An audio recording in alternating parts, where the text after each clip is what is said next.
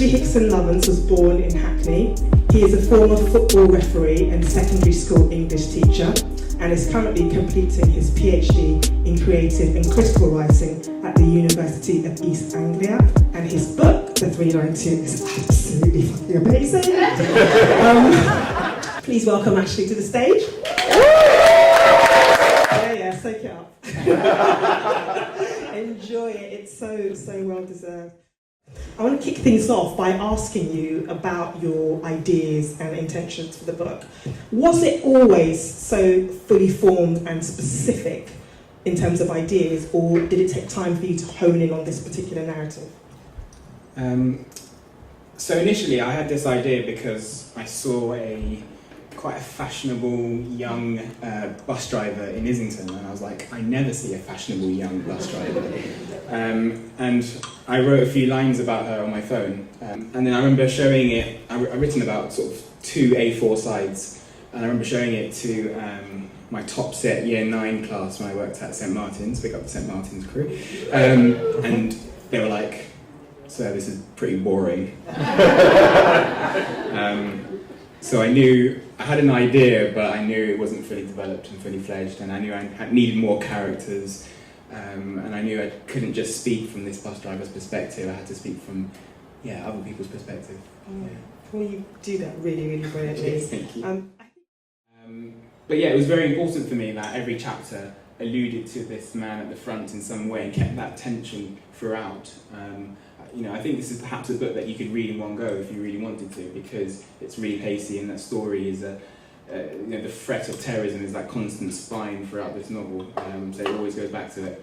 It was really important for me that was a key part of the narrative, and it was there and was a focus in every chapter. Okay, absolutely, and you like you mentioned, you constantly, cleverly bring it back to him in subtle ways. One character overhearing somebody mention something, another character focusing on the bag he's carrying. So it's just there, always looming. Very, very nicely done, I thought. I want to talk about the process of writing. When I talk to other writers, very often they talk about the fact that writing transforms them in some way, that it's a transformative act. How has it been for you? Did you change while you were writing this book, and were there things that you discovered that surprised you about yourself, about the process of writing? For me, writing is hugely cathartic. Like, I have moments in the middle of the night in which I just need to write down something, usually on my phone. I would say about half of this book was written on my phone, because I had ideas, usually on the bus.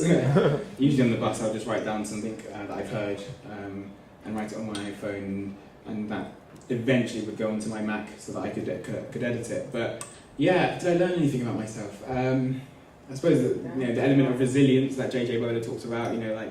Writing a novel isn't easy, and also quite impatient. Once I finish it, I was like, I want to get it out there. I want people to read this, especially because I try to include as many sort of topical references as possible, and obviously those topical references soon become dated, so I had to balance that out as well. But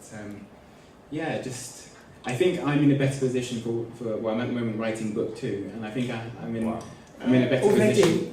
Already.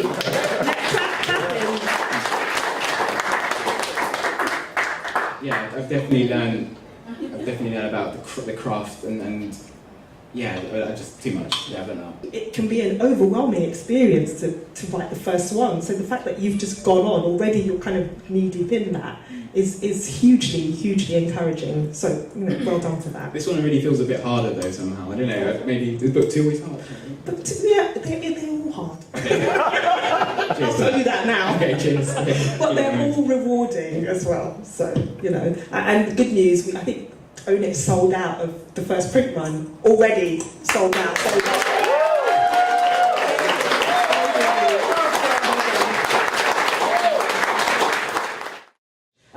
Can we talk about the process of finding a home for this book, and why you felt that Own It were the right publishing house? I mean, they're fantastic and publish really interesting voices. J.J. Bowler, who's incredible, our fantastic host, also an amazing writer, and a whole host of other artists. this. So what was it about Own It that drew you to them? Had you been aware of their lists of books? I was aware of Own It because I read Robin Travis, who's at the back somewhere. Hi Robin, wherever you are. I read his memoir, Prisoner to the Streets. Well, I read it because when I worked at Hampstead School, all the year 9s were reading it, and I was like, oh, what are they reading? Turned out it was Robin's memoir, who Own It published, and I read it, and I thought this was fantastic. It was, it was gritty, it was raw, it was voice-driven, it was London, and I was like, oh, my book is like that, actually, a bit, in many ways, different, but similar. So Philippa and I, we eventually got in contact with Crystal and sent the manuscript over. But in that process, in that time, there were a few other publishers who we also sent it out to.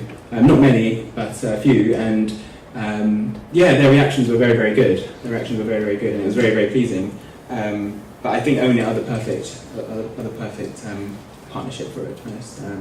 It's been fantastic. I said in a recent interview with Hackney Gazette that Crystal and I speak on WhatsApp more or less every day. I think many, many times a day, and it's fantastic to have that. Crystal, I'm scared about the launch, or Crystal, I've got this idea, or whatever. It's really nice to have that sort of intimacy. So Own It has been fantastic, and I'm really, really chuffed to be part of the fantastic family with JJ, Angel, Robin, Jill, and others. So yeah.